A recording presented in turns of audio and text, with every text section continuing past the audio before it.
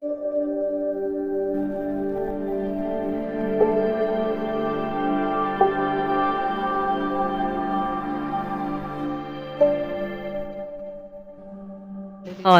Hallelujah. अनुग्रहकारी दयालु पिता परमेश्वर, राजाओं के राजा और प्रभुओं का प्रभु का हम धन्यवाद करते। सचमुच तो अद्भुत जीवित पराक्रमी और महान परमेश्वर है।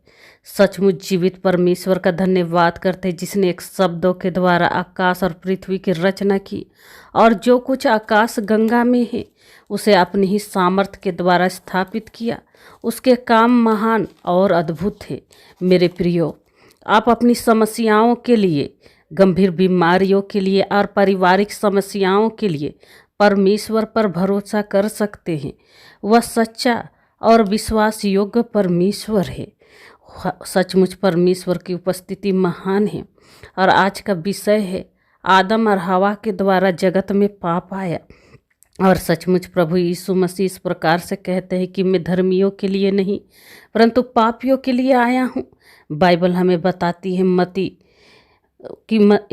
एक चुंगी लेने वाला व्यक्ति था, दूसरों से कर वसूली करता था। जैसे आप रांची के लिए हटिया से ऑटो पकड़ते हैं तो रास्ते रास्ते पे आपको दलाल ऑटो वालों से कर वसूलते मिल जाएंगे। वैसे ही और एक अलौकिक घटना बाइबल में हमें मिलती है। बेतनिया की मरियम मगदली, वह एक वेश्या स्त्री थी, और जब उसने यीशु पर विश्वास किया और पश्चाताप के आंसू से यीशु के पांव धोए, तब परमेश्वर का असीम अनुग्रह उसके जीवन में हुआ और परमेश्वर ने उसको संत अर्थात धार्मिक जीवन दिया। मेरे प्रियो, यही वह स्त्री थी। जब यीशु मृतकों में से जी उठे तब उसने पहली बार उसी स्त्री को दिखाई दिए, और फिर उसी स्त्री को जी उठने के बाद पहला सुसमाचार प्रचार करने के लिए कहा। इस प्रकार से कहा कि मेरे चेलों के पास जा और उनसे कहा कि प्रभु जी उठे हैं। प्रभु के चेलों के पास गई और उनसे कहा कि प्रभु मृतकों में से जी उठे हैं। और सभी चेलों ने जब यह बात सुनी तब वे आनंद मनाने लगे। और सचमुच मेरे प्रियो, वचन भी इस प्रकार कहता है कि और जितनों ने उस पर विश्वास किया उनको उन्होंने परमेश्वर का संतान होने का अधिकार दिया। और सचमुच उसने कभी राजा दाऊद को हारने नहीं दिया, और पतरस के जेल के दरवाज़ों को खोल दिया और उसे आज़ाद किया। वह सचमुच अद्भुत जीवित और पराक्रमी परमेश्वर है। तो मेरे प्रियो, उत्पत्ति 2:7 में बाइबल हमें बताती है कि परमेश्वर ने कहा, आओ अब हम अपने ही स्वरूप में अपने ही समान एक पुरुष को बनाएं। और उन्होंने भूमि की मिट्टी से एक पुतला बनाकर उसके नथुनों में जीवन का श्वास फूंका, और आदम जीवित प्राणी बन गया। और आदम सभी जानवरों को अपने पास बुलाया, लेकिन कोई ऐसा नहीं था जो उससे बात कर सके। तब परमेश्वर ने कहा, आदम का अकेला रहना ठीक नहीं, इसलिए उसे भारी नींद में सुला दिया और उसकी एक पसली निकाल कर उस पसली का स्त्री बना दिया। बाद में बाइबल पर इस बात को लेकर साइंटिस्टों में बहुत वाद विवाद हुआ, और उन्होंने कहा कि अब हम इसे रिसर्च करेंगे। और सच में उन्होंने पाया कि पुरुषों की जो पसली है, जो सबसे नीचे रहती है, उसकी आधी पसली उन्होंने तोड़ दिया। और तोड़ने के बाद कुछ समय के बाद देखते हैं कि उसमें पुनः फिर से एक नई पसली उग आई। तो सचमुच बाइबल सच्चा है। और नासा के जो साइंटिस्ट हैं वे भी मानते हैं कि बाइबल ट्रूथ और सच्चा है। और सचमुच बाइबल सच्चा है, हमारा परमेश्वर सच्चा है। मेरे प्रियो, आपको क्या लगता है कि जिसने पूरे संसार की रचना की, क्या उसे साइंस ही नहीं मालूम है? और फिर परमेश्वर ने आदम और हवा को अदन की वाटिका में रखा और उनको आज्ञा दी कि इस वाटिका के सभी वृक्षों के फल को बिना खटके खा सकते हो, लेकिन जो वृक्ष वाटिका के बीचों बीच है, भले और बुरे के ज्ञान के वृक्ष के फल को ना तो खाना और ना ही उसे छूना, क्योंकि जिस दिन तुम उसे खाओगे निश्चय है उसी दिन मर जाओगे। मेरे प्रिय, यूहन्ना रचित सुसमाचार की पत्री में भी कहता है कि चोर किसी और काम के लिए नहीं बल्कि चोरी करने, घात करने और नाश करने के लिए आता है। और वही हारा हुआ पुराना सांप जो जो परमेश्वर और मनुष्य दोनों का बैरी था, अपने हुकूमत को काबिज करने और हवा को बहकाने के लिए अदन की वाटिका में जाकर हवा से कहता है कि क्या परमेश्वर ने तुझसे कहा है कि इस वाटिका के किसी भी फल को ना खाना? हवा ने कहा कि नहीं, हम इस वाटिका के सभी फलों को खा सकते हैं, परंतु जो भले और बुरे के ज्ञान के वृक्ष का फल है उसके विषय में परमेश्वर ने कहा है, ना तो तू उसे छूना और ना ही खाना, क्योंकि जिस दिन तुम खाओगे निश्चय है मर जाओगे। इस पर शैतान ने हवा से कहा कि परमेश्वर आप जानता है कि जिस दिन तुम उस फल को खाओगे तुम बुद्धि और ज्ञान में परमेश्वर के तुल्य यानी उसके बराबर हो जाओगे। हवा उसकी बातों से कन्वेंस हो गई, उसे उसकी बातें अच्छी लगने लगी और वह बहुत अभिलाषा के साथ उस फल को देखती है, तो वह फल उसे बहुत ही मनोहर और बुद्धि के लिए चाहने योग्य दिखाई देता है और वह उसे तोड़ती और खुद भी खाती है और अपने पति को भी देती है। तब उसकी आंखें खुल जाती हैं और वे क्या देखते हैं कि वे नंगे हैं। मेरे प्रियो, सचमुच वे नंगे तो थे, वे यंग थे, लेकिन वे उनकी बुद्धि जो थी वह बच्चे के समान थी। वे पवित्र थे, उनको मालूम नहीं था कि हम नंगे हैं। फिर चारों तरफ का माहौल डरावना होने लगता है, जानवरों की आवाज़ें आने लगती है, वे एक दूसरे की जानवर हत्या करने लगते हैं, लहू पीने लगते हैं। इससे पहले कोई जानवर किसी की हत्या नहीं करता था और ना ही वे एक दूसरे का लहू पीते थे। अंधकार पूरे वातावरण में छा जाती है और आदम और हवा के अंदर डर, घबराहट, चिंता, परेशानी, भय, आतंक, क्रोध, छल, झूठ, हिंसा, डा उनके अंदर समा जाती है और उनको उस समय मालूम भी होता है कि हमने परमेश्वर की आज्ञाओं को तोड़ा है, क्योंकि यह आत्मा का फल था कि जब भी आप गलती कीजिएगा आपके अंदर से आवाज़ आएगा कि आपने गलती की है।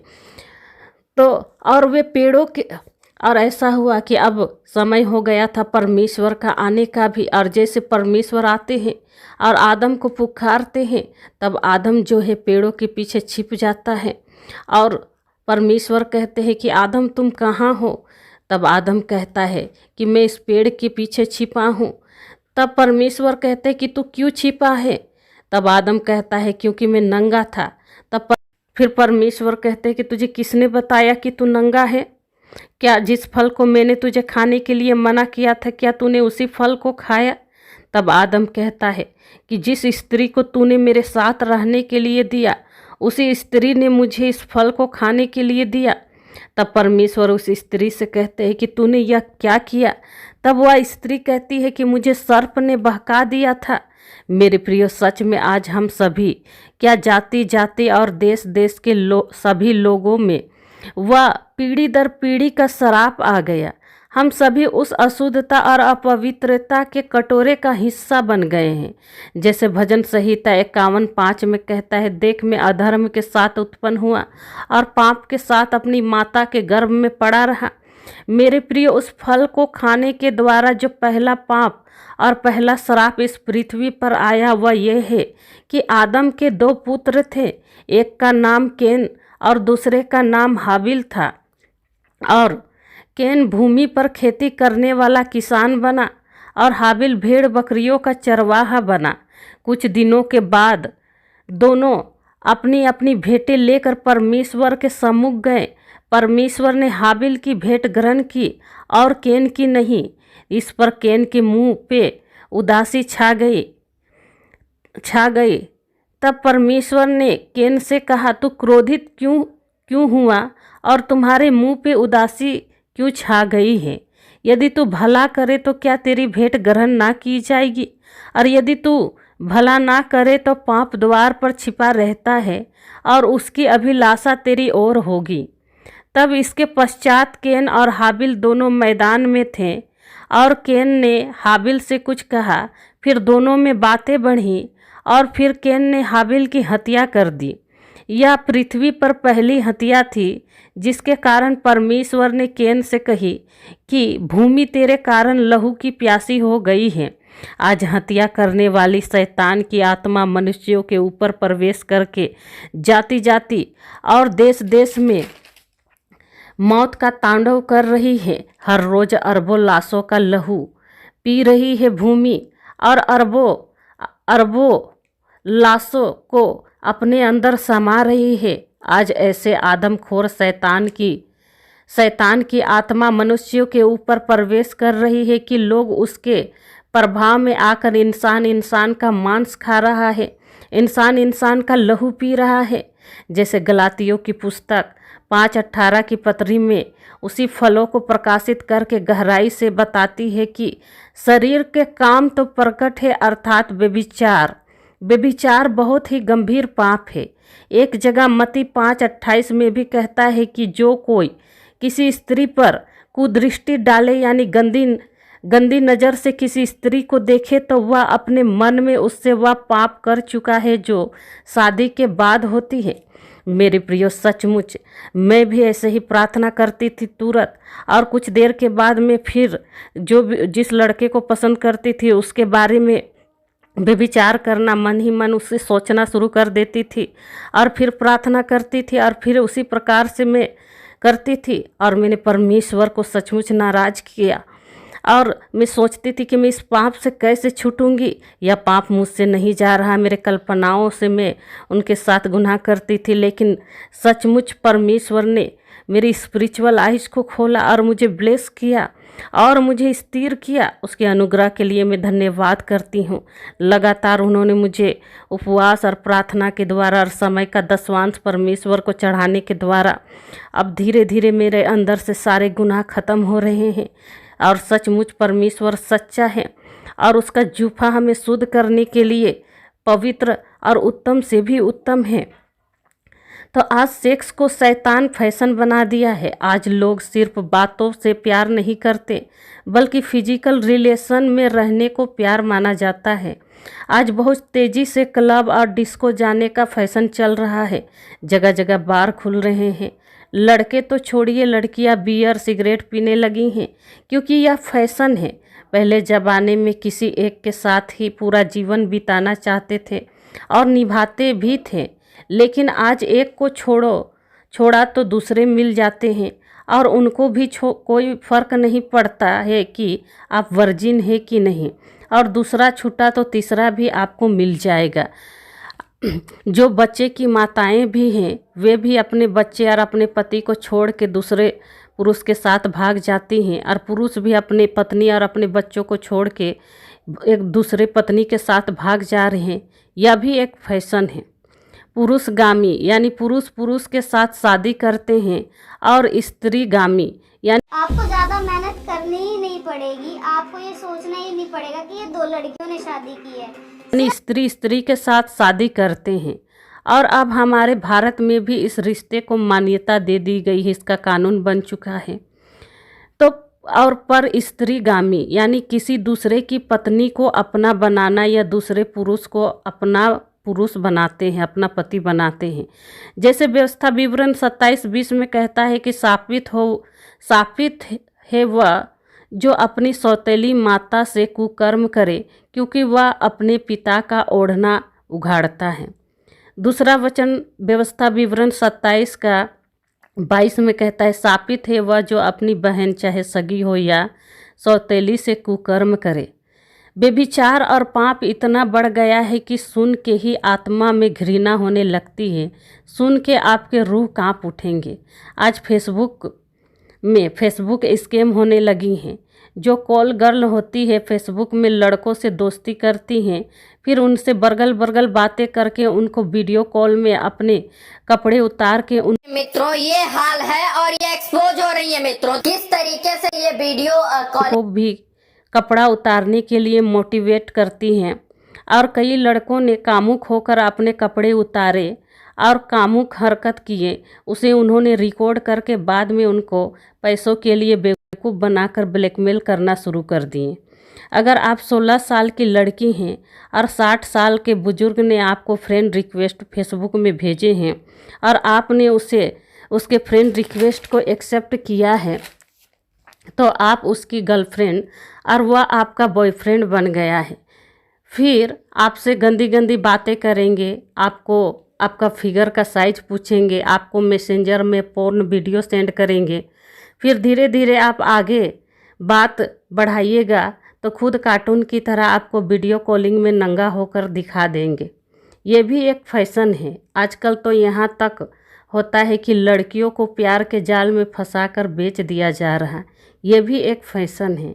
फिर कॉल गर्ल कॉल बॉय बनने का फैशन चल रहा। कुछ न्यूज मैंने देखी, लड़का लड़की एक दूसरे के साथ लिविंग रिलेशनशिप में रहें और कुछ दिनों के बाद लड़का ने लड़की की हत्या करके उसको 53 टुकड़े करके फ्रिज में रख दिया और बाद में उसे जंगल में ले जाकर फेंक दिए। कौन है ये? ये शैतान है जो उस फल को खाने के द्वारा आया, इस जगत में आया है। आप इसे क्या फैशन समझते हैं? मोहब्बत, प्यार, इश्क, कस्मे, वादे, ये अल्फाज सुनने में कितने अच्छे। 35 टुकड़े कर दिए। लाश को रखने के लिए एक फ्रिज खरीदा और उसी फ्रिज में लाश के टुकड़े। थैली देख रहे हैं, ये कोई मामूली थैली नहीं है। इन थैलियों में एक महिला की लाश पड़ी है, वो भी कई टुकड़ों में। शरीर के कई टुकड़े किए गए। झारखंड के साहिबगंज जिले के बोरियो था और उसके बाद उसके 50 टुकड़े कर दिए। फिर उन टुकड़ों को अलग अलग इलाके में फेंक कर गायब हो गया। सुगामी यानी पशुओं के साथ फिजिकल रिलेशन बनाना। व्यवस्था विवरण 27 का 21 में वचन कहता है कि शापित है वह जो पशु से कुकर्म करता है। लड़कियों का रेप, छोटी छोटी लड़कियों बच्चियों का रेप हो जा रहा है। ड्रग्स, चरस, गांजा, गाली देना, लुचपन, मूर्ति पूजा, जादू टोना, बैर, झगड़ा, ईर्ष्या, क्रोध, विरोध, फूट, विधर्म, डाह, मतवालापन और इसके जैसे जैसे कई और काम भी हैं।